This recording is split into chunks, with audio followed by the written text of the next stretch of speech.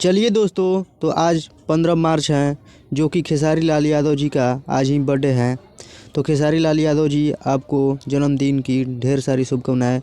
आप जिस तरीक़ा से अपने गानों के माध्यम से हम लोग को एंटरटेन करते हैं, वो वाकई बहुत ही अच्छा लगता है।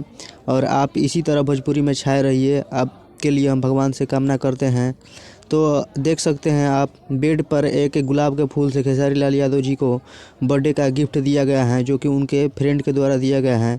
जो कि खेसारी लाल यादव देखने के बाद बहुत ही खुश हुए और बहुत ही मतलब खुश हुए और लोगों को बधाई भी दिए। और खेसारी लाल यादव बहुत ही गरीबों में खाना बंटवाने वाले हैं आज के दिन। और आज ही होली भी है हमारे तरफ। आप लोगों की तरफ कहिया है होली, बताइएगा।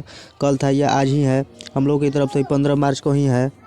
अगर आप लोग हमारे चैनल पर पहली बार आए हैं तो चैनल को ज़रूर सब्सक्राइब करिए और बेल आइकन को ज़रूर प्रेस करिएगा। और इस तरह के वीडियो हम हमेशा बनाते रहते हैं। चलिए मिलते हैं अगली वीडियो में। धन्यवाद।